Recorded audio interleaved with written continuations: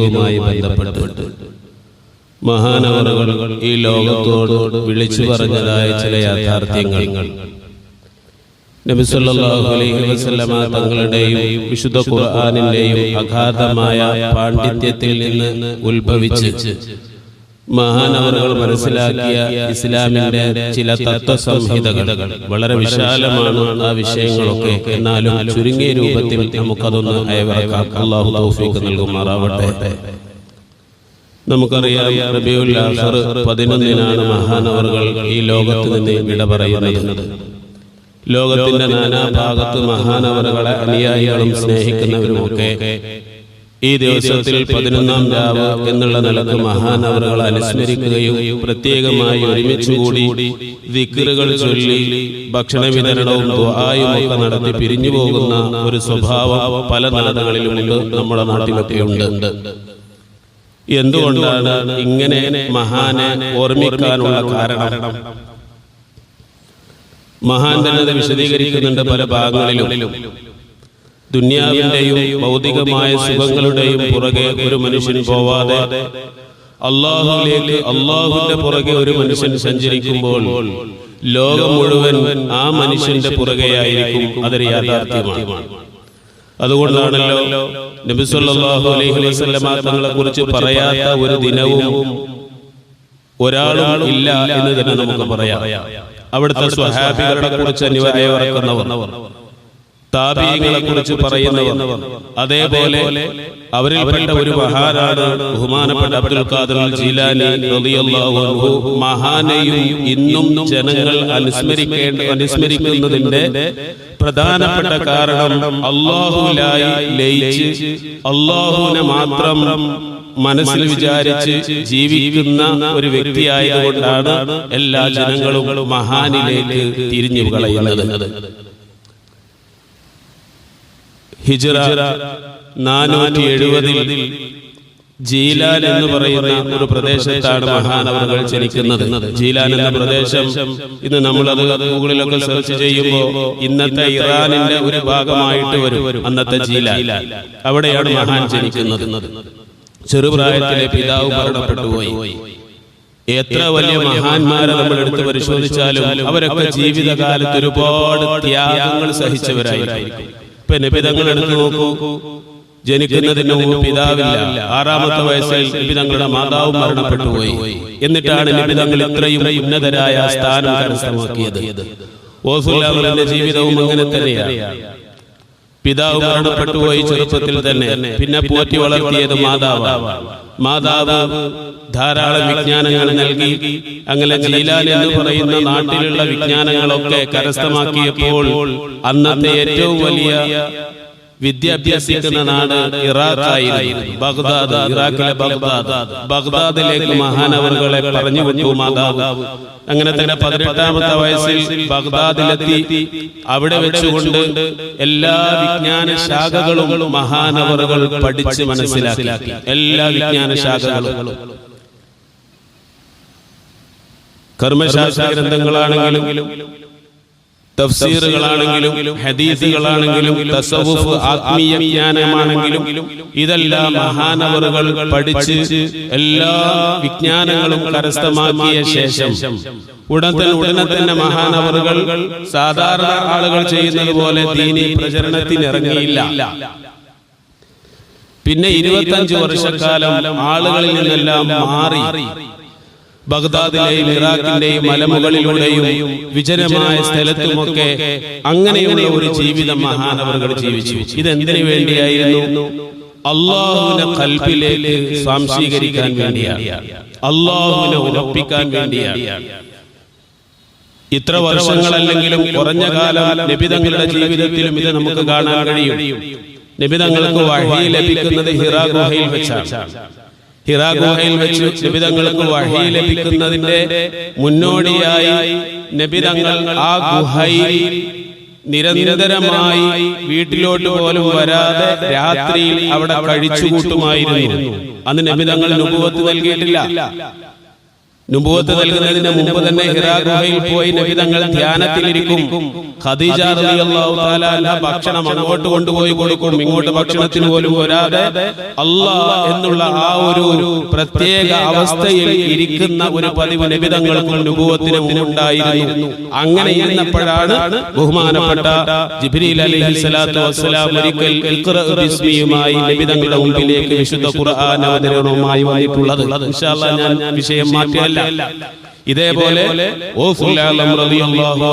വിജ്ഞാനങ്ങളെല്ലാം പഠിച്ച് പിന്നെ 25 വർഷക്കാലം ഈ പഠിച്ചത് അത് അല്ലാഹ് എന്ന ആ ഒരു സത്വത്തെ ഖൽബിൽ ഉറപ്പിക്കുന്നതിന് വേണ്ടി ആളുകളിൽ നിന്നെല്ലാം മാറി നിന്നതായിട്ടാണ് ചരിത്രം പറയുന്നത്. 25 ആണ്ടോളം ചുറ്റി നടന്നോവർ ഇരിയെന്ന ഏകൽ കേട്ടാരെ ഇരുന്നോവർ. മഹാന്റെ ചരിത്രം പറയുന്ന ഭാഗത്ത് മുഹ്യിദ്ദീൻ മാല എന്ന് പറയുന്ന ഒരു പദ്യരൂപമുണ്ട്. ഖാലി മുഹമ്മദ് കോഴിക്കോടുള്ള മഹാനവറുകൾ രചിച്ച. അതിൽ ഈ ചരിത്രം പറയുന്നത് ഇങ്ങനെയാണ്: 25 വർഷക്കാലം. ഈ വർഷക്കാലം എന്തിനാണ് മഹാനവറുകൾ വിനിയോഗിച്ചത്? അത് അല്ലാഹ് എന്ന ആ ഒരു സത്വത്തെ മനസ്സിനകത്ത് ഉറപ്പിക്കാൻ വേണ്ടിയായിരുന്നു എന്ന് കാണാം. വിശദീകരിക്കുകയല്ല ഞാൻ.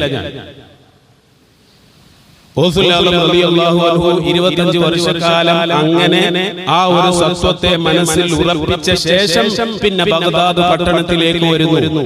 ബഗ്ദാദ് പട്ടണത്തിലേക്ക് വരുന്നു. അവിടെ മദ്രസകൾ സ്ഥാപിക്കുന്നു, വലിയ വലിയ യൂണിവേഴ്സിറ്റികൾ സ്ഥാപിക്കുന്നു. അങ്ങനെ ലോകത്തിന്റെ നാനാഭാഗത്തുമുള്ള ആളുകൾ അവിടെ വന്നുകൊണ്ട് വിദ്യ അഭ്യസിക്കുന്നു. അവിടെ ബഗ്ദാദ് വലിയൊരു വിജ്ഞാനത്തിന്റെ ഒരു കേന്ദ്രമായി പിന്നീട് മാറുകയാണ്. ഈ 25 വർഷക്കാലം ആളുകളിൽ നിന്ന് വിട്ടുനിന്ന ഒരു പോയിന്റ്, ആ പോയിന്റ് തന്നെയാണ് ലോകത്തോട് ആദ്യമായി കൊടുക്കുന്ന തന്റെ ഒരുപാട് ഉപദേശങ്ങളിലുള്ള ഒന്നാമത്തെ ഉപദേശം തൗഹീദ്. അല്ലാഹ് എന്ന സത്വത്തെ മനസ്സിനകത്തേക്ക് കൊണ്ടുപോവുക. അല്ലാഹുവിന്റെ മുമ്പിലല്ലാതെ ഒരാളുടെ മുമ്പിലും നീ കീഴ്പ്പെടാതിരിക്കുക. എന്ത് പ്രതിസന്ധികൾ വന്നാലും അല്ലാഹ് എന്ന ആ സത്വത്തെ നീ മറക്കാതിരിക്കുക. നിന്റെ ജീവിതത്തിൽ വരുന്ന അനുഗ്രഹങ്ങളും നിന്റെ ജീവിതത്തിൽ വരുന്ന പ്രയാസങ്ങളും അതൊന്നും അല്ലാഹുവിന് വഴിപ്പെടുന്നതിന് തടസ്സമല്ല. അത് അല്ലാഹു അറിയാഞ്ഞിട്ടല്ല, അല്ലാഹു കാണാഞ്ഞിട്ടല്ല. അത് നീ ഉറപ്പിക്കുക, അല്ലാഹുവിനെ അംഗീകരിക്കുക. അല്ലാഹുവിന്റെ മുന്നിൽ മാത്രം നിന്റെ തലയെ നീ കുനിപ്പിക്കുക. ഇത് ഇന്ന് പ്രത്യേകം നമ്മളൊക്കെ നോട്ട് ചെയ്യേണ്ട ഒരു കാര്യമാണ്. മൂസാ നബി അലൈഹി ഇസ്ലാമിലെ അനുയായികളായിരുന്നല്ലോ ജൂതന്മാർ. ഹിറ്റ്ലർ അവരെ എല്ലാവരെയും കൂട്ടക്കൊല ചെയ്യാൻ വേണ്ടി വലിയ ഒരു ക്യാമ്പിൽ കൊണ്ടുപോയി അവിടെ വെച്ചുകൊണ്ട് അവരെ പീഡിപ്പിച്ചുകൊണ്ടിരിക്കുന്ന സമയത്ത് ചരിത്രങ്ങളിൽ കാണാം, ജൂതന്മാർ ആ ചുമരുകളിലൊക്കെ എഴുതി വെച്ചു എന്നതാണ് ദൈവത്തെ കുറിച്ച്. ഇത്രയും ഞങ്ങളെ പീഡിപ്പിക്കപ്പെട്ടിട്ടും ഇത്രത്തോളം ഞങ്ങളെ ദ്രോഹിക്കപ്പെട്ടിട്ടും ഞങ്ങളെ ഇതിൽ നിന്ന് രക്ഷിക്കാൻ കഴിയാത്ത ഒരു രക്ഷിതാവോ ഒരു ദൈവമോ നിന്നെ നേരിൽ കാണുന്ന ഞങ്ങൾ നിന്നെ വിചാരണ ചെയ്യും എന്ന് ധാർഷ്ട്യത്തോടെ അവരുടെ വിജ്ഞാനങ്ങൾ വലിച്ചെറിഞ്ഞുകൊണ്ട് ജീവിതത്തിൽ വന്ന പ്രയാസം കാരണം അല്ലാഹുവിനെ ധിക്കരിച്ചിരുന്നു ജൂതന്മാരെന്ന് കാണാം. എന്നാൽ ഇന്ന് നമ്മൾ ഫലസ്തീനിലേക്ക് നോക്കുക, ഗസയിലേക്ക് നോക്കുക. വീടുകൾ തകർന്നടിഞ്ഞു, പള്ളികൾ തകർത്തടിഞ്ഞു, ഭക്ഷണമില്ല, വെള്ളമില്ല, ഒന്നുമില്ലാതിരുന്നിട്ടും അവർ പറയുന്നത് അല്ലാഹു അക്ബർ എന്നാണ്. ഇതാണ് വിശ്വാസം, ഇതാണ് ഈമാൻ, ഇതാണ് തൗഹീദ്. അല്ലാഹു തആല അവർക്ക് ഫതഹ് നൽകുമാറാവട്ടെ. ഈ ഒരു ബോധം, ഈ ഒരു സത്വം നമുക്ക് ഉണ്ടാവണം. ഇത് പറയാൻ എളുപ്പമാണ്. നമ്മുടെ നാടുകളിൽ പോലും വസ്ത്രധാരണത്തിന് സ്വാതന്ത്ര്യമില്ല എന്ന് പറഞ്ഞുകൊണ്ട് മതം വിട്ടുപോകുന്നതായ പെൺകുട്ടികൾ അധികരിക്കുന്ന ഒരു കാലം. തോന്നിയതുപോലെ ജീവിക്കാൻ കഴിയില്ല, മതത്തിന്റെ വേലികെട്ടികൾ പൊട്ടിച്ചുകൊണ്ട് പോകുന്നു എന്ന് പറയപ്പെടുന്നതായ ആധുനികമായ കാലം. ഈ കാലഘട്ടങ്ങളിൽ നമുക്കൊക്കെ ഭയപ്പെടണം. കാരണം നമുക്ക് വിഷമങ്ങളും പ്രയാസങ്ങളും വരാത്തത് കൊണ്ടാണ് നമ്മുടെ ഇങ്ങനെ ഒരു പോലീസായിട്ട് ഇങ്ങനെ നടക്കുന്നു. വിഷമങ്ങളും പ്രയാസങ്ങളും ഒക്കെ ജീവിതത്തിൽ വന്നാലും അല്ലാഹ് എന്ന പോയിന്റിൽ നിന്ന് ഞാൻ മാറില്ല എന്ന് പറയാൻ എത്ര ആൾക്ക് കഴിയും? അതാണ് ഈമാൻ. ഈ അല്ലാഹുവിനെ ഖൽബിലേക്ക് ഉറപ്പിക്കുക. ഇതാണ് റളിയല്ലാഹു അൻഹു ചെയ്തത്. അത് ജനങ്ങളോട് പറഞ്ഞു കൊടുക്കുകയും ചെയ്തു. അതിന് ഒരുപാട് മുരീദുകൾ, ശിഷ്യന്മാർ മഹാനവറുകൾക്കുണ്ടായി. ഏത് പ്രയാസങ്ങൾ, പ്രതിസന്ധികൾ വന്നാലും തളരാതെ അല്ലാഹ് എന്നുള്ള ബോധത്തിൽ നിന്ന് മാറാൻ കഴിയാത്ത ഒരു മനുഷ്യന്റെ അവസ്ഥയിലേക്ക് കൊണ്ടുപോകുന്ന ഒരുപാട് ശിഷ്യഗണങ്ങളെ മഹാനവറുകൾ ഉണ്ടാക്കിയെടുത്തു. ആ ശിഷ്യഗണങ്ങളെ ഉണ്ടാക്കിയെടുക്കുന്ന രീതി, അല്ലെങ്കിൽ മഹാനവറുകൾ ഇങ്ങനത്തെ ഒരു അവസ്ഥയിലേക്ക് അല്ലാഹ് എന്ന ആ ഒരു സത്വത്തെ അറിയുന്നതിലേക്ക് എത്തുന്നതിന് വേണ്ടി മഹാൻ പരിശീലിച്ചതായ പരിശീലന കളരിയുണ്ട്. അതാണ് ശരിക്ക് റാത്തീബുകൾ എന്ന് പറയുന്നത്. റാത്തീബ് എന്ന് വെച്ചാൽ പതിവായി ചൊല്ലുന്ന ദിക്റുകൾ എന്നാണ് അതിന്റെ അർത്ഥം. മഹാനവറുകൾ അല്ലാഹയെ ഖൽബിലേക്ക് സ്ഥാപിക്കാൻ വേണ്ടി രാവും പകലും ഈ പതിവാക്കിയിട്ടുള്ളതായ ദിക്റുകൾ ചൊല്ലിയിട്ടുണ്ട് മഹാനവറുകൾ. ആ ദിക്റുകളാണ് മുഹിയദ്ദീൻ റാത്തീബ് എന്ന പേരിൽ നമ്മളൊക്കെ അനുഷ്ഠിക്കുന്നത്. അല്ലാഹുവിന്റെ നാമങ്ങളാണ്. ഒന്നാമത്തെ നാമം ഏതാ? ലാ ഇലാഹ ഇല്ലല്ലാഹ്. നമ്മൾ ചൊല്ലുന്ന ദിക്റല്ലേ ഈ ലാ ഇലാഹ ഇല്ലല്ലാഹ് എന്നതാണ് മുഹിയദ്ദീൻ റാത്തീബിലെ ഒന്നാമത്തെ ദിക്ർ. അല്ലാഹുവിനെ ഖൽബിൽ പ്രതിഷ്ഠിക്കുകയാണ്. അല്ലാഹ് എന്നുള്ള തൗഹീദിന്റെ മന്ത്രം ഹൃദയത്തിലേക്ക് ആഴ്ത്തി വിടുകയാണ്. ലാ ഇലാഹ ഇല്ലല്ലാഹ്, അല്ലാഹു ഹാദിരി, അല്ലാഹു നാദിരി, അല്ലാഹു ഷാഹിദി, അല്ലാഹു മഈ. രണ്ടാമത്തെ മുഹിയദ്ദീൻ റാത്തീബിലെ ദിക്റാണ്. അല്ലാഹു സാക്ഷിയാണ്, അല്ലാഹു സദാ എന്റെ കൂടെ പ്രസന്റ് ആണ്, അല്ലാഹു തആല എന്റെ കൂടെയുണ്ട്. ഇതങ്ങോട്ട് ഉറപ്പിക്കുകയാണ്. നാവ് കൊണ്ട് പറഞ്ഞു അവന്റെ ഖൽബിൽ ആ ഒരു ബോധത്തെ, സ്വത്വത്തെ ഉറപ്പിക്കുക. ഇത് മുഹിയദ്ദീൻ റാത്തീബാണ്.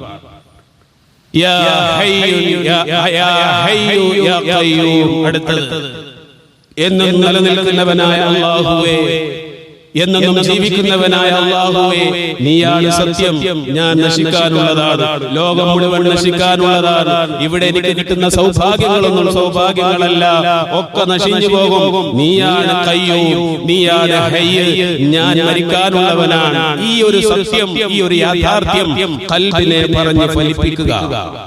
അങ്ങനെ മുഹിയദ്ദീൻ റാത്തീബിലെ ഓരോ ദിക്റുകൾ നമ്മൾ എടുത്ത് പരിശോധിച്ചാലും ഈ രീതിയിൽ ഭൗതികമായ ലോകത്തോടുള്ള വിരക്തിയും അതിന്റെ സ്ഥാനത്ത് അല്ലാഹുവിനെ പ്രതിഷ്ഠിക്കുകയും ചെയ്യുന്ന ഒരു രീതിയാണ് ദിക്ർ. അത് കൊല്ലത്തിൽ ഒരിക്കലല്ല, വീടുകളിൽ നമുക്ക് എന്തെങ്കിലും ഒരു പ്രയാസം ഉണ്ടാവുമ്പോൾ മാത്രം ചൊല്ലേണ്ട ഒരു ദിക്റല്ല. ഇത് ദൈനംദിനം നമ്മുടെ ജീവിതത്തിൽ ഉണ്ടാവേണ്ടതാണ്. അതിനൊരു ഗുരു വേണം. ആ ഗുരുവിന്റെ ശിഷ്യനായിക്കൊണ്ട്, ആ ഗുരുവിന്റെ പരിശീലനത്തിന് ഇരയായിക്കൊണ്ട്, അതിന്റെ നിർദ്ദേശങ്ങൾ വഴി ഇതെല്ലാം ഒരു മനുഷ്യൻ പരിപാലിച്ചാൽ അവന്റെ ഖൽബ് പിന്നെ അല്ലാഹയിൽ നിന്ന് പതറൂല. അവന്റെ ഖൽബ് പിന്നെ അല്ലാഹയിൽ അവിടെ ഉറക്കും. അതിനെ മാറ്റിക്കളയാൻ ഒരാൾക്ക് കഴിയില്ല. ഇതാണ് ഹബീബുനാ റസൂലുള്ളാഹി സ്വല്ലല്ലാഹു അലൈഹി വസല്ലം ഇവിടെ ചെയ്തത്, സ്വഹാബികൾ ഇവിടെ ചെയ്തത്, താബിഉകൾ ഇവിടെ ചെയ്തത്. ഖൽബിലേക്ക് അല്ലാഹുവിനെ കയറ്റലായിരുന്നു. ഇതാണ് ശരിക്കും ഇസ്ലാമിന്റേതായ റൂട്ട്. അതാണ് നമ്മളൊന്ന് ആലോചിക്കുക. പഴയ കാലങ്ങളിലൊക്കെ നമ്മൾ പറയും അവർക്ക് ഓതാനും വായിക്കാനൊന്നും അറിയില്ലായിരുന്നു. പക്ഷേ അവരുടെ ഒരു അര ഈമാൻ പോലും നമുക്കില്ല. അത് സത്യമാണ്. 1950-കൾക്ക് ശേഷമാണ് മദ്രസകൾ നമ്മുടെ നാട്ടിൽ വന്നത് എങ്കിൽ അതിന്റെ മുമ്പ് നമ്മൾ എങ്ങനെയാണ് ദീൻ പഠിച്ചത്? ഇതാണ് ദീൻ. ഇങ്ങനെയുള്ള ഒരു ആലിമിന്റെ ഖൽബിൽ അല്ലാഹ് ഉള്ള ഒരു ആലിമിന്റെ ഒരു പ്രഭാഷണം കേട്ടാൽ ആ ഒരു കേട്ട ആ ഒരു ധ്വനി അത് നിലനിൽക്കും. ആ ഒരു അവസ്ഥയുണ്ട്. അല്ലാഹനെ അങ്ങനെ മനസ്സിലാക്കി കൊണ്ട് നടക്കുന്ന, തിന്മയിൽ നിന്നൊക്കെ വിട്ടു നിൽക്കുന്ന, അത് തന്നെയാണ് ഒരു ഈമാൻ. പഴയ കാലങ്ങളിലുള്ള ഈമാനും വിശ്വാസവും അങ്ങനെയായിരുന്നു. ഇന്നിപ്പോ നമ്മൾ ആ കാര്യത്തിൽ നിന്ന് മാറി അക്ഷരങ്ങളുടെയും വാക്കുകളുടെയും കേവല പ്രഹസനങ്ങളാകുന്ന ചെയ്തികളുടെയും ഖൽബിലേക്ക് തട്ടാത്ത കാട്ടിക്കൂട്ടലുകളുടെയും പുറകിലേക്കായി പോയി യഥാർത്ഥത്തിലുള്ള ഇസ്ലാമിന്റെ ആ ഒരു മർമ്മം ഏതാണോ അത് ഇന്ന് അസ്തമിച്ചുകൊണ്ടിരിക്കുകയാണ്. ഓസുല്ലാഹുവിനോടൊപ്പമുള്ള മഹാന്മാർ, പ്രവാചകർ, സ്വഹാബികൾ പഠിപ്പിച്ച ദീൻ ഖൽബിൽ നിന്ന് ഖൽബിലേക്ക് വഴിമാറുന്നതാണ്. നമ്മുടെ ഉമ്മാമ്മമാരൊക്കെ അവർക്കൊക്കെ ഒരു വിശ്വാസം ഉണ്ടായിരുന്നു. ഒരു ക്ലാസ്സിൽ പോയി കഴിഞ്ഞാൽ ആ ഒരു വിശ്വാസം അവരുടെ കൽബിൽ മാസങ്ങളോളം നിലനിൽക്കും. ആ ഒരു ചൈതന്യം നമുക്കിപ്പോ അതുണ്ട്. എന്റെ വാക്കുകൾ കേൾക്കുന്ന നിങ്ങളുടെ മനസ്സിലൊക്കെ ഈ ക്ലാസ് തീരെ ജുമുഅ കഴിഞ്ഞു പോകുന്നത് വരെ അതിന് സ്ഥാനമുള്ളൂ. അത് കഴിഞ്ഞാൽ ഇതുമായിട്ട് നമുക്ക് യാതൊരു ബന്ധവുമില്ല.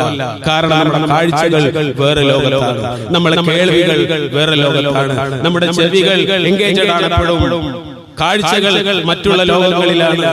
ഇതൊന്നും ഇല്ലാത്തൊരു കാലം ഉണ്ടായിരുന്നു. ഇത് പറഞ്ഞത് കൽബിലുണ്ടാകും. അത് വിശ്വാസമാണ്, അത് ഈമാനാണ്. ഈ ഒരു ഈമാൻ സ്വായത്തമാക്കി ജനങ്ങളെ അല്ലാഹുവിൽ ഉറപ്പിച്ചു നിർത്തുക. ഇത് ഒരു മനുഷ്യന്റെ കൽബിലുണ്ടെങ്കിൽ ബാക്കി വരുന്നതൊന്നും അവന് പ്രശ്നമല്ല. ഇതാണ് ശരിക്കും ഈമാൻ. ഈ ഈമാൻ കൊണ്ടാണ് നബി തങ്ങളുടെ സ്വഹാബികൾ ലോകം മുഴുവൻ കീഴടക്കിയത്. അവരുടെ വിദ്യാഭ്യാസം കൊണ്ടൊന്നും ആയിരുന്നില്ല. വിദ്യാഭ്യാസം വേണ്ടെന്നല്ല ഞാൻ പറയുന്നത്. ഇതുണ്ടാണ് അടിസ്ഥാനപരമായി. ഇതുണ്ടെങ്കിൽ ഒരാൾക്കും നമ്മൾ അതിജയിക്കാൻ കഴിയില്ല. ഖുർആൻ പറയുന്നുണ്ടല്ലോ, അലാ ഇന്ന ഔലിയാ അല്ലാഹി ലാ ഖൗഫുൻ അലൈഹിം വലാ ഹും യഹ്സനൂൻ.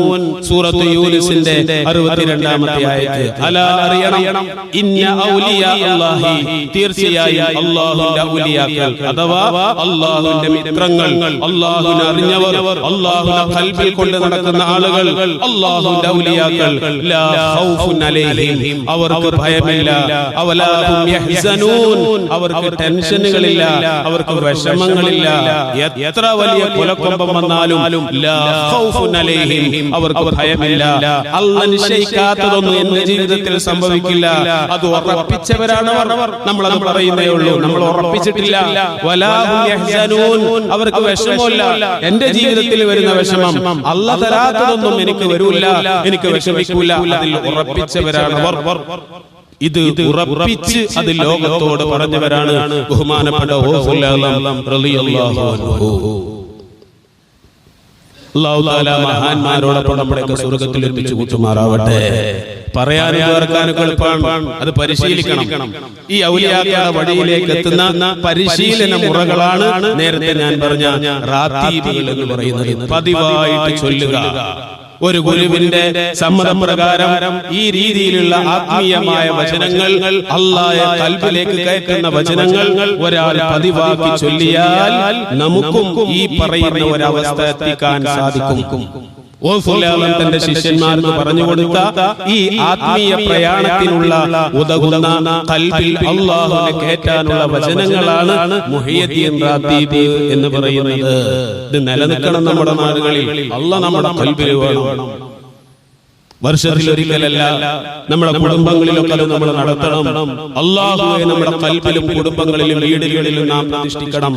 മുഹയ്യദ്ദീൻ റാത്തീബ് എന്ന് പറഞ്ഞാൽ അതാണ്, അല്ലാഹുവിനെ പ്രതിഷ്ഠിക്കലാണ്. അതിന്റെ ദിക്റുകൾ പലപ്പോഴും ഞാൻ സൂചിപ്പിച്ചത് കൊണ്ട് ഞാൻ ഇനി വിശദീകരിക്കുന്നില്ല.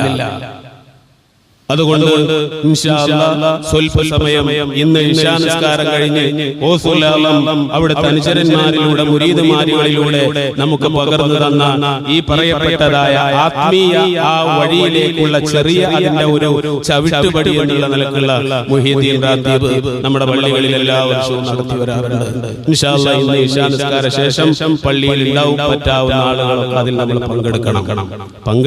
പ്രിയപ്പെട്ടവരെ, ഇന്നത്തെ കാലം നമുക്കറിയാം.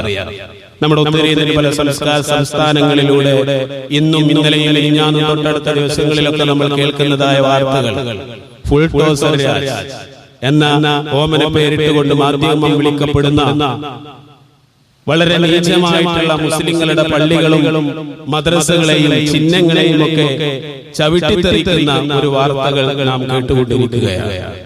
ലോകാടിസ്ഥാനത്തിൽ ഫലസ്തീനിലേക്ക് തിരിഞ്ഞു നോക്കിയാലോ അതിലും വലിയ പ്രയാസങ്ങളാണ്. ഇങ്ങനെയുള്ള വിഷമങ്ങളും പ്രയാസങ്ങളും വരുമ്പോൾ ഒരാളെ നമ്മളെ മേക്കിട്ട് കയറാൻ അനുവദിക്കാതിരിക്കണമെങ്കിൽ നമ്മുടെ ഖൽബിലേക്ക് അല്ലാഹയെ നമുക്ക് പ്രതിഷ്ഠിക്കണം. ഈ പ്രതിഷ്ഠിക്കാനുള്ള അവസരങ്ങളും വേദികളും നമ്മുടെ നാട്ടിൽ നിന്ന്, സമൂഹത്തിൽ നിന്ന്, വ്യക്തി ജീവിതത്തിൽ നിന്ന് കുറഞ്ഞു പോവാണ്. ഞാൻ ആത്മാർത്ഥമായി ചോദിക്കുന്നു, ഇന്ന് സുബഹി നിസ്കാരം കഴിഞ്ഞ് ഈ അല്ലാഹുവിനെ ഖൽബിലേക്ക് കയറ്റാൻ ഉതകുന്ന ഒരു 5 മിനിറ്റെങ്കിലും നിസ്കാര ശേഷമൊക്കെ ഇരുന്ന എത്ര പേരുണ്ടാകും? നമ്മൾ ബിസിയാണ്, ഓരോ കാര്യങ്ങളിൽ ഭൗതികമായ കാഴ്ചപ്പാടിലൂടെ നമ്മൾ ബിസിയാണ്. പക്ഷേ അവിടെയാണ് നമ്മുടെ പരാജയം. ഭൗതിക വശങ്ങളിലൂടെ തേടുന്നതിനോടൊപ്പം നമ്മുടെ ഖൽബിൽ അല്ലാഹുവിന് നമ്മൾ ഒരു ഇടം കൊടുക്കണം. അല്ലെങ്കിൽ അതുകൊണ്ട് നമുക്ക് ഉപകാരമുണ്ടാവുകയില്ല. ഇത്തരം സാഹചര്യങ്ങളിൽ നമ്മുടെ നാട്ടിൽ പോലും പല നിയമങ്ങൾ കൊണ്ടുവന്നുകൊണ്ട് നമ്മളെ തുടച്ചു നീക്കാനും നമ്മുടെ വിശ്വാസങ്ങളെയും ആചാരങ്ങളെയും സംസ്കാരങ്ങളെയും ചിഹ്നങ്ങളെയും തച്ചുടക്കാനും ശ്രമിക്കുമ്പോൾ ഈമാനികമായി നമ്മൾ ആത്മീയമായി നമ്മൾ ശക്തവാന്മാരാവണം. ഒന്നാമത്. രണ്ടാമത്, ജനാധിപത്യ രീതിയിൽ നമ്മൾ പ്രതിഷേധിക്കുകയും വേണം. അത് രണ്ടും നമ്മൾ ചെയ്യേണ്ടതാണ്. ഇൻഷാ അല്ലാഹ് ആ രീതിയിലുള്ള ഒരു പ്രതിഷേധം ലോകം മുഴുവൻ ഇന്ന് അഫ്ഗാനിസ്ഥാന് ഫലസ്തീനിലുള്ള ആ പാവപ്പെട്ടവർക്ക് വേണ്ടി ഐക്യദാർഢ്യം പ്രഖ്യാപിക്കുമ്പോൾ നമ്മളും അതിൽ നിന്ന് മാറി നിൽക്കാൻ പാടില്ല. ഇൻഷാ അല്ലാഹ് നാളെ നമ്മുടെ എറണാകുളം ജില്ലാ മഹല്ല് കൂട്ടായ്മയുടെ നേതൃത്വത്തിൽ മറൈൻ ഡ്രൈവിൽ ഒരു പ്രത്യേക ഐക്യദാർഢ്യ പരിപാടി ഫലസ്തീനു വേണ്ടി നമ്മൾ ചെയ്യുന്നുണ്ട്. എല്ലാ മഹല്ലുകളിലും കൂടിയിട്ടുള്ള കൂട്ടായ്മയാണല്ലോ മഹല്ല് കൂട്ടായ്മയുടെ നേതൃത്വത്തിൽ. സുഭാഷ് പാർക്കിന്റെ വാക്കുവയിൽ നിന്ന് അത് മുതൽ ഗോശ്രീ പാലം വരെയുള്ള അതിലൂടെ ബോട്ടിലൂടെ സഞ്ചരിച്ചുകൊണ്ട് 6 ബോട്ടുകളിലൂടെ സഞ്ചരിച്ചുകൊണ്ടുള്ള ഒരു പ്രതിഷേധം. കാരണം സഹായഹസ്തവുമായി വന്ന ഫലസ്തീനിലേക്ക് വന്ന ബോട്ടുകൾ ഇന്ന് തടഞ്ഞു വെച്ചിരിക്കുകയാണ് ആ കിരാതന്മാർ. ലോകത്തിന്റെ നാനാഭാഗത്തുള്ള ആളുകൾ പ്രതിഷേധിക്കുമ്പോൾ അതിലൊരു കണ്ണികളായി നമ്മളും പെടണം. എല്ലാ ആളുകൾക്കും ബോട്ടിൽ കയറാൻ പറ്റിക്കൊള്ളണമെന്നില്ല. അവിടെ കൂടിയ ആളുകളിൽ പറ്റാവുന്നവർക്ക് ബോട്ടിൽ കയറി ബാക്കിയുള്ളവർ ആ വാക്കുവയിൽ നിന്നുകൊണ്ട് അവർക്ക് ഐക്യദാർഢ്യം പ്രകടിപ്പിക്കുന്ന ആ ഒരു പ്രതിഷേധ സംഗമം ഇൻഷാ അല്ലാഹ് നാളെ ഒരു 3 മണിക്ക് അസ്ർ നിസ്കാരം കഴിഞ്ഞ ഉടനെ നമ്മൾ ആരംഭിക്കണമെന്നാണ് ഉദ്ദേശിക്കുന്നത്. നാളെ മറൈൻ ഡ്രൈവിൽ പറ്റാവുന്ന എല്ലാ ആളുകളും അതിൽ പങ്കെടുക്കാൻ ശ്രമിക്കുക. ആത്മീയമായ വഴിയും ഭൗതികമായി പ്രതിരോധിക്കാനുള്ള വഴിയും ഇത് രണ്ടും ഒത്തൊരുമിച്ചുകൊണ്ടുള്ള ഒരു പ്രതിഷേധമാണ് നമ്മൾ ഏതൊരു കാലത്തും ചെയ്യേണ്ടത്. ഒന്നാമതായി നമ്മുടെ ഈമാൻ, വിശ്വാസം, അല്ലാഹയെ പ്രതിഷ്ഠിക്കുക. മറ്റൊന്ന് ഈ രീതിയിലുള്ള ജനാധിപത്യ രീതിയിലുള്ളതായ പ്രതിഷേധങ്ങൾ. അത് രണ്ടും ഇന്നത്തെ കാലത്ത് നമുക്ക് അനിവാര്യമാണ്. ആത്മീയമായ പുരോഗതിക്ക് വേണ്ടി അല്ലാഹ് എന്നുള്ള ബോധം നമ്മുടെ ഖൽബിൽ ഉണ്ടാക്കിയെടുക്കാനും കുറച്ചു നേരമെങ്കിലും അല്ലാഹ് എന്നുള്ള വിചാരത്തിൽ നമുക്ക് ഇരിക്കാനും നമ്മുടെ സങ്കടങ്ങൾ അല്ലാഹുവിനോട് പറഞ്ഞു ദുആ ചെയ്യാനുള്ള ഒരു വേദി ഇൻഷാ അല്ലാഹ് ഇശാക്ക് ശേഷം നമ്മുടെ പള്ളിയിലുണ്ട്. എല്ലാ ആളുകളും അതിലേക്ക് വരിക. നാളെ ഈ പ്രതിഷേധ സംഗമത്തിലും എല്ലാ ആളുകളും പങ്കെടുക്കുക. അല്ലാഹു തആല കബൂലാക്കുമാറാവട്ടെ. ആമീൻ എന്ന് ദുആ ചെയ്യുകയാണ്. ഇൻഷാ അല്ലാഹ് ഒരു സഹോദരൻ ഒരു 313 രൂപ നമ്മുടെ പള്ളിയിലേക്ക് സംഭാവന ചെയ്തിട്ടുണ്ട്. അല്ലാഹുവേ, എന്താണോ അതുകൊണ്ട് അദ്ദേഹം ഉദ്ദേശിക്കുന്നതെങ്കിൽ ആ ഉദ്ദേശം നിനക്കറിയാം. അത് നീ വീട്ടിൽ കൊടുക്കണേ റഹ്മാനെ. അദ്ദേഹത്തിന്റെ ബിസിനസ്സുകളിൽ ഏർപ്പാടുകളിൽ അദ്ദേഹം ഉദ്ദേശിക്കുന്ന ഹലാലായ എല്ലാ കാര്യങ്ങളിലും നീ ഖൈറും ബറക്കത്തും നൽകണേ റഹ്മാനെ. അല്ലാഹുവേ, ഇന്ന് മരണപ്പെട്ടുപോയ നമ്മുടെ അഷ്റഫിക്കയുടെ സഹോദരി കരപ്പറമ്പിലുള്ള, അതേപോലെ കഴിഞ്ഞ ദിവസം മരണപ്പെട്ടുപോയ നിളമ്പറമ്പ് പള്ളിയിലെ ഉസ്താദായിരുന്ന സയ്യിദലി ഉസ്താദിന്റെ ഉമ്മ, അല്ലാഹുവേ അവർക്കൊക്കെ നീ മഗ്ഫിറത്ത് നൽകി അനുഗ്രഹിക്കണേ റഹ്മാനെ. അവരെയും നിങ്ങളെയും നിന്റെ സ്വർഗ്ഗത്തിൽ